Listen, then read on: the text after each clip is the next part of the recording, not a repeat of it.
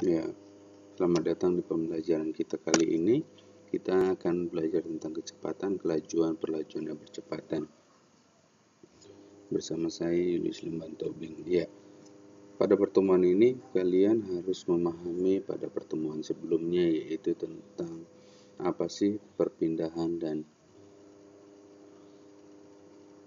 jarak. Ya, kalian sudah mempelajarinya kemarin. Kalau perpindahan itu perubahan kedudukan, dilihat posisi awal akhirnya. Kalau jarak itu adalah panjang lintasan yang ditempuh, jadi jumlah lintasan yang ditempuh. Nah, pada pembelajaran kali ini masih sama yang kemarin, kita akan menganalisis gerak lurus, pengaruhnya, ini KD, kompetensi dasar yang harus kalian miliki. Kemudian tujuan pembelajaran, kamu harus dapat membedakan pengertian kelajuan, perlajuan, percepatan, kemudian jelaskan gerak lurus dan sebagainya.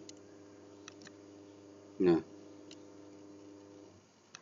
kita akan belajar ini poin pembahasan kita.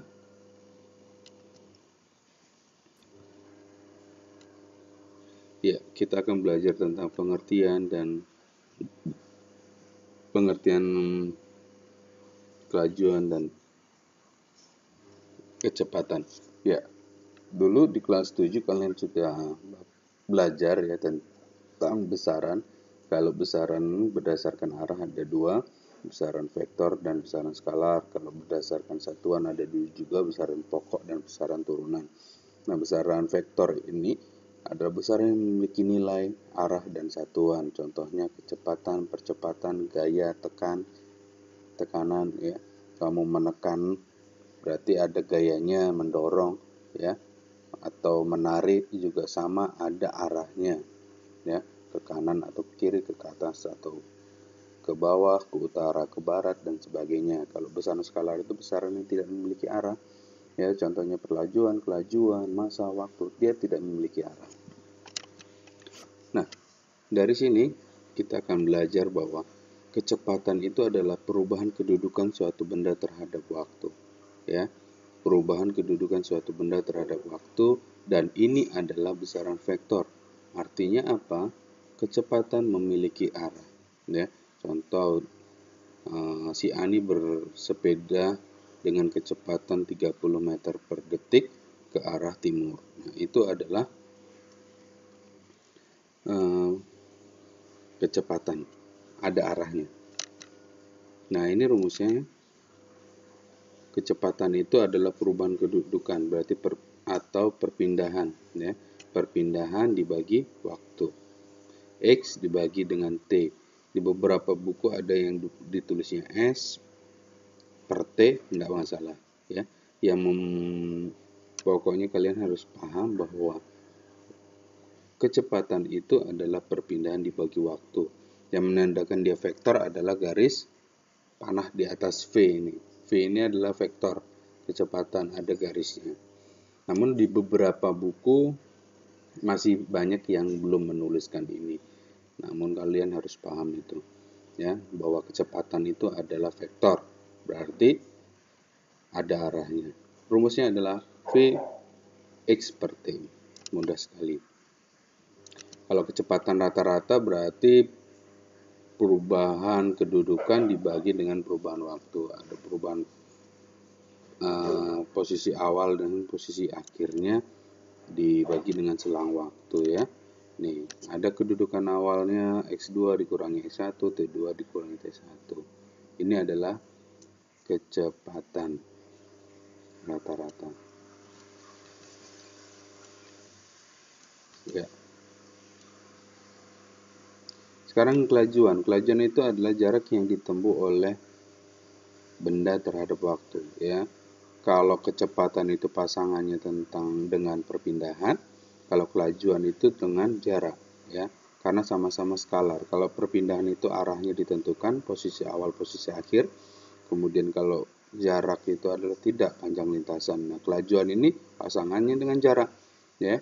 Jarak yang ditempuh oleh suatu benda terhadap waktu, dia hanya memiliki nilai dan satuan, tidak memiliki arah.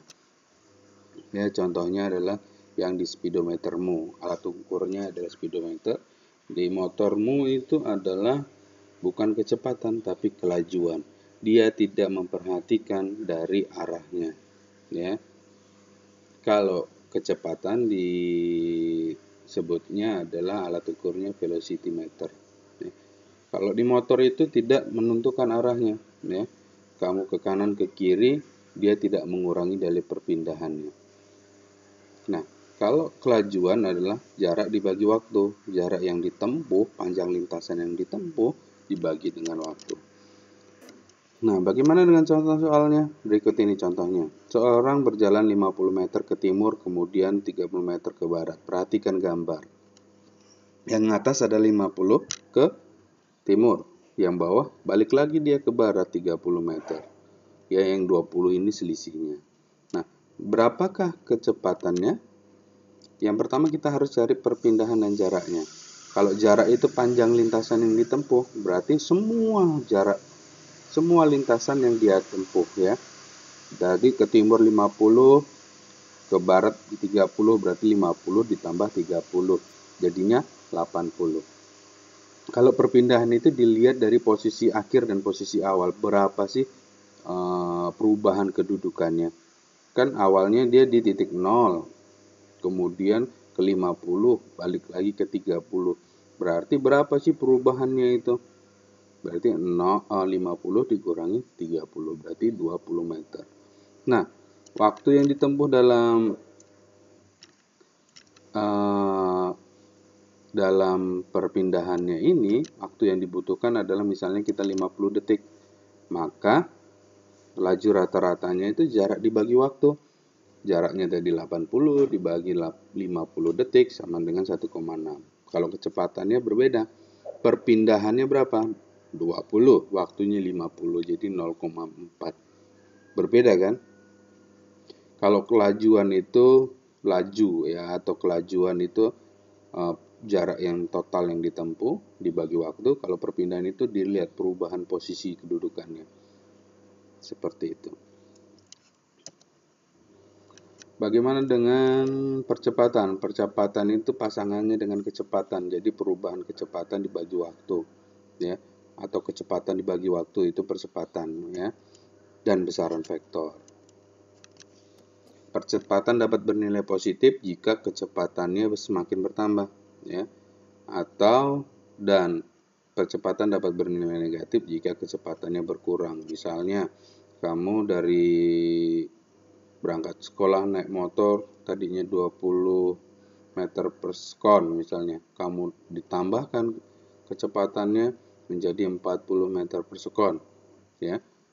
Berarti itu adalah perubahan kecepatannya positif karena naik.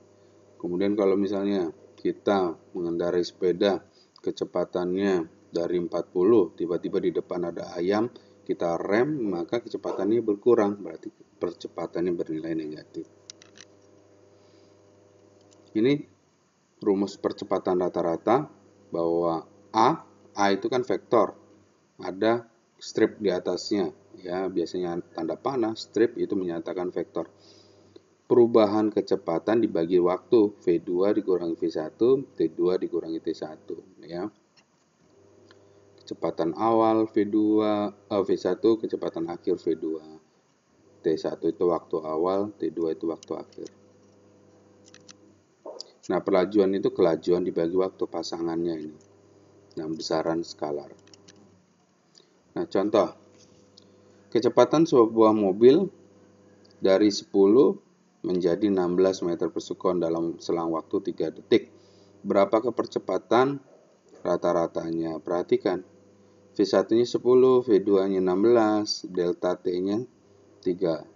Berarti A sama dengan delta V dibagi delta T, V2 dikurang V1 per delta T.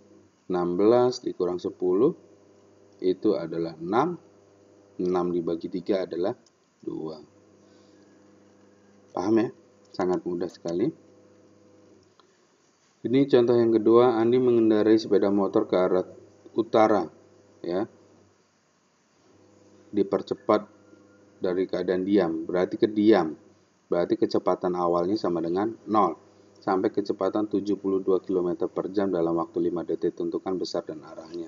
Perhatikan. Satuannya kecepatan adalah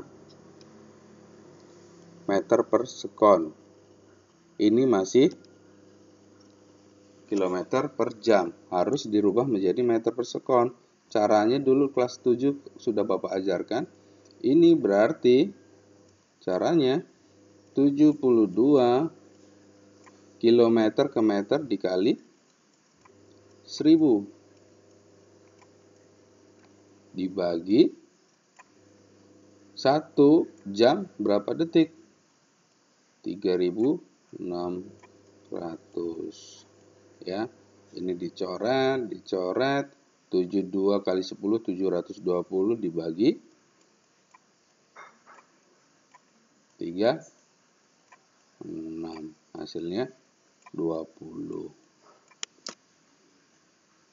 Ya. Seperti itu. Ketemu kecepatannya 0 V1 ini karena bendanya diam awalnya.